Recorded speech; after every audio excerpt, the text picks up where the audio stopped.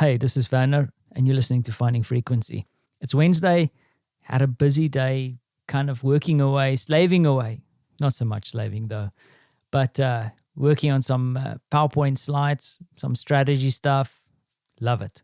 But then got that kind of wrapped up and then have a meeting to jump into in a couple of minutes' time. Kind of excited about that. That is a meeting that might lead to some interesting things. But I'll talk about that a little bit later because I don't want to be premature. Now, what is the extraordinary? The extraordinary is kind of what happened yesterday. So I'm kind of cheating a little bit because I didn't do an update yesterday. And hopefully you would understand from the story that I'm about to tell. So we got Francie ready yesterday for kindergarten with all intention. We played our roles beautifully. We got him ready, got him into the car. He was kind of like suspicious because I don't usually go with him in the mornings to kindergarten. And we said, okay, cool, let's go. And he needs to explain. But then for some reason, we turned right where we should have turned left. And then the journey that's supposed to be about 10 minutes turned into an hour and a half's drive to just outside Warsaw. Well, just outside, about 200 kilometers outside Warsaw towards the German side of Poland to a city called Łódź. Łódź. And they have this kind of carnival space. It's not, if you're from the United States, you will be used to like Disney World kind of vibes. It's not at that scale. It's much smaller, think fun fair, but it's located in a fixed kind of space, large hall in a way, huge area. And there's all kinds of things for a Francie to enjoy. Pirate ships, roller coasters, small scale, games, entertainment, all kinds of things. We went there to give him a little bit of a surprise because as we go to all these things, to the estate, to the pink house and all these things, we try and give him as much attention as possible, but it's not really about him. It's about us doing things and trying to involve him. Yesterday was really about him. And he enjoyed it. He went crazy. He was really tired coming back. And so the one thing I wanted to share there is kind of a lesson in experience design, because at the end, he was ready to go jumping into one of these kind of bumper car things. You know, these little cars that are on the electric tracks. And he's never driven them alone, but he's more than capable. Trust me, for a 4-year-old, he's kind of quite good with driving things. And he insisted that he wanted to do it on his own. I wasn't completely comfortable with it, but Marta kind of gave the nod and we proceeded, which was fine. But after the whole thing started, his little car didn't want to go forward. It was stuck in reverse. Now, I don't know how to get it out. These cars are sometimes a bit weird in the sense of how it actually interprets driving. So you have to kind of twist the steering wheel in a certain direction. But anyway, that's besides the point. He lost his mind. That wasn't a great experience. Started crying. They actually had to stop the ride, in air quotes. We took him out of the car and then kind of wrapped things up and then went home. Now, why I'm telling this story is that it's kind of like a bit of an interesting experience design thing, because at that moment, I was also really tired. It's been a taxing day. The drive there has been tiring. And, it's been a long day for me too. And we decided to wrap things up there. The unfortunate thing is that for a 4-year-old, that last experience then becomes the main experience. So in the car, when we asked him, at least for the first couple of hours, did he enjoy the day? He would say no, because that was the most intimate, freshest kind of thought in his mind and kind of overclouded a whole day of fun. Of course, later on, as we coaxed him to kind of reminding him about all the things he did, he started kind of wanting to go back again.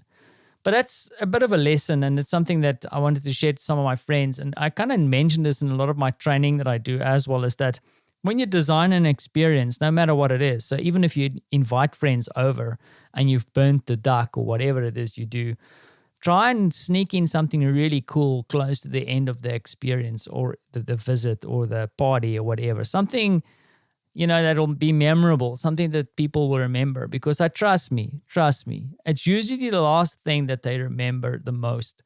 So you'll see that some like amusement parks will like put things up where people take group photos or anything. So you can have a terrible day, drop ice creams and all kinds of silly things happen and bad service, whatever. But if you can clinch the deal at the end by leaving something cool for your customer or for your guests, it's just a great way to kind of secure some positive vibes at the end. So I should probably have insisted to give Frans another roller coaster ride or something to tip off the day in a nice way.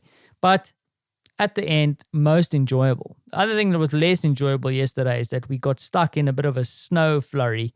The car also gave us a bit of trouble. So, we had a bit of stress coming back because we didn't know if our car was going to make it or not. There was something wrong. It might have been driver error.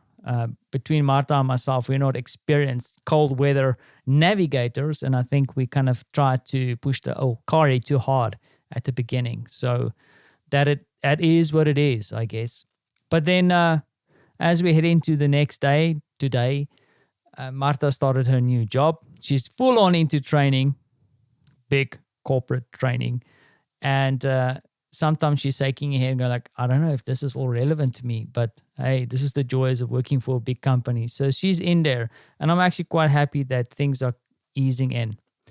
Then, we're still thinking about what's happening on the border. It's kind of an undertone in our house at the moment. Marta is really touched and still very emotional about what is happening, especially when you drive home in a snowstorm, realizing there are people operating outside in this cold. It's not a joke. So it's kind of this, once again, uncomfortable, bad experience at the end of everything that kind of underpins each and every one of our days. That being said, is that at the end of the week on Saturday, there's going to be a demonstration. In South Africa, we call it a march. Some people call it a demonstration, a sit-in, in Poland, we like to refer to it as a manifestation. People will manifest. We will manifest in Warsaw, and Marta and I hope to be there just to show support for what's going on. Because there's still some dodgy things going on, things that are not entirely above board or transparent is the word I'm looking for.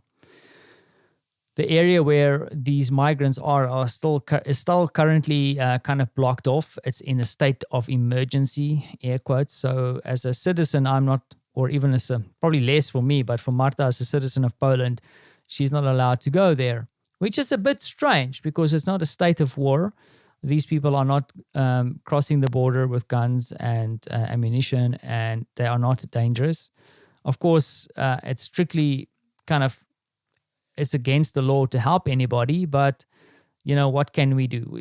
We can't leave people, you don't want to leave people on a dinghy between the coast of Calais and the UK, and you don't want to leave them in a forest in Poland in winter. So, so not wanting to go on and on about it, but it's still a bit of a discomfort. We are concerned because, we are sending the mighty military out against a bunch of migrants.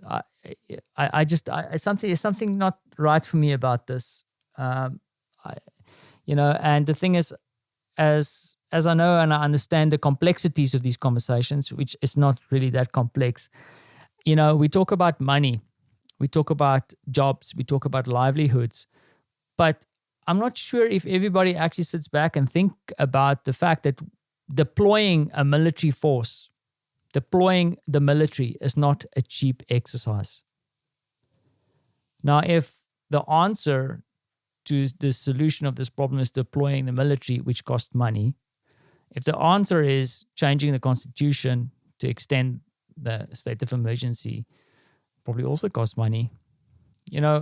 I just don't feel like these things are weighing up completely. And it's difficult because we don't have enough exposure or people going there to actually relay the news back. As I mentioned in my previous conversation here, someone kind of told Marta, it's all fake news. It's a bit strange when you start seeing videos of your own country's military being deployed against fake news. It's concerning. However, we will seek out something. And then I'll leave you with this little story. This little thing that Marta just said as she walked out the door. And I'm very careful to mention Marta because in a way I still feel very much that I'm a guest in this country. And I love this country. Do not get me wrong. I love being here. I love a lot of friends that I've made here. And this country makes me laugh. This country entertains me. This country also gave me my wife and my son. So I want to be very, very careful. But I'll say this. There's a tradition in Poland, especially around Christmas, that when we dish or set down all the plates for dinner, for Christmas dinner, the tradition is that one of those plates will remain empty. The seat will remain open because you never know if the guest will arrive to join you for that Christmas dinner. Now I'm wondering, do we have kind of a baseline about who this guest is? Is this guest supposed to be white Christian? Or could this guest potentially be a migrant? Could this guest potentially be a Muslim? So it gives you something to think about. You know, what is the purpose of all these symbols that we use when we do all these kind of things? And I don't know what you believe or what kind of rituals or traditions you have, but we really need to start considering these traditions, because perhaps this year we should not be putting out that plate if we don't mean it. And perhaps we need to do something about that empty plate this year as well. Just a few things to think about. Perhaps this year we shouldn't be celebrating Christmas at all. Because what is there to celebrate when our fellow human beings are in the cold? Anyways, I do not have all the answers. Perhaps you have. Perhaps you can share some thoughts with me. Thanks for listening.